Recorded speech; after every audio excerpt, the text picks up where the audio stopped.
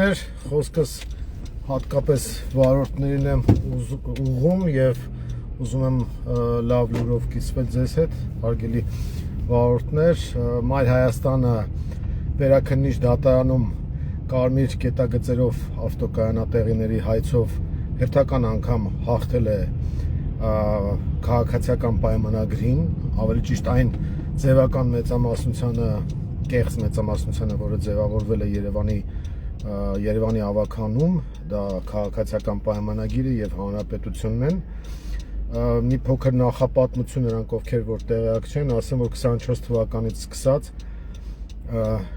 ավականու այդ ձևական մեծամասնությունը ընդունել է որոշում, համաձայն որի Երևանի կենտրոնում կարմիր կետագծերով ավտոկայանատեղիների գները տարեկան վարձը ավելի քան 13 անգամ թանկացել է, 12,000-ից դառնալով 160,000 դրամ, եւ մենք 24 թվականի այդ որոշումը բողոքարկել ենք եւ դիմել ենք դատարան, եւ ասեմ, որ դատարանում մեր շահերը եւ նաեւ երևանցիների շահերը ներկայացնում է փաստաբան Վայա Գրիգորյանը, ով Նովալեքսի ավագ գործընկերն է, եւ մենք շատ գոհ ենք մեր համագործակցությունից եւ համատեղ ուժերով կարողանում ենք հաղթել այն ոչ իրավաչափ որոշմանը, որը ավելի ճիշտ հաղթել իշխանությանը, որը ոչ իրավաչափ որոշում է կայացրել կարմիր կետագծերի հարցով։ Ուրեմն դատարանը հերթական անգամ վերաքննիչում ոչ իրավաչափ է կայացրել, սահմանել այդ որոշումը եւ փաստացի ստացվում է, որ երևանցիներին այս 2 տարի շարունակ ոչ իրավաչափորեն թալանի մատերիալ են դարձնում քաղաքացիական պայմանագիրն ու նրան կցվածները։ Ամբողջ խնդիրն այն է, որ իշխանությունը պինգ-պոնգային դիվանագիտություն է վարում այստեղ, այսինքն մենք առաջին ատյանում հաղթել ենք, հետո վերաքննիչում հաղթել ենք, խոսքը օրինակ 24-ին էլ է վերաբերում եւ 25-ի որոշմանն էլ է վերաբերում, հետո վճռաբեկում ենք հաղթել, հետո նրանք ասում են, որ մենք ինչ-որ սխալ փաստաթուղթ ենք ներկայացրել, ուզում ենք վերանայել այդ որոշումը եւ ըստ այդմ դիմել են դատարան, որպեսզի բողոքարկեն եւ ստացվում է, որ որոշումը, որը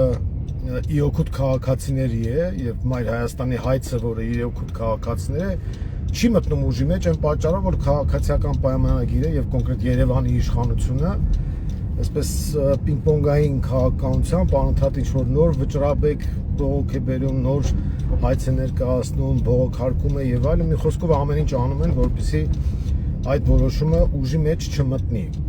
Հիմա կոնկրետ 25 թվականի մասով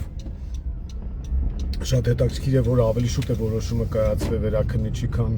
24 թվականի մասով եւ 25 թվականի մասով հիմա կրկին վերաքննիչը ուժի մեջ է թողել այն որոշումը, համաձայն որի կարմիր կետագծերով ավտոկայանատեղիների թանկացումը հիմնավոր չէ եւ իրավաչափ չէ։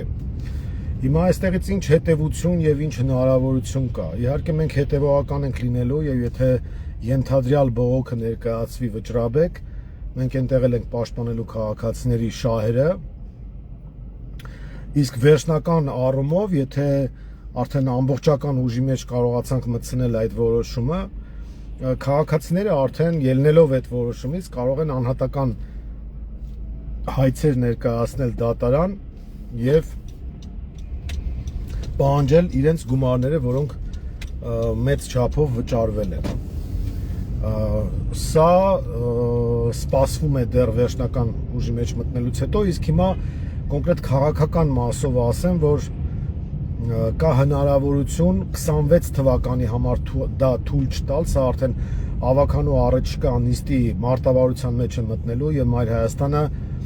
փորձելու է կոնսոլիդացնել բոլոր նրանց, ովքեր որ իրենց ներկայացնում են որպես ընդդիմություն։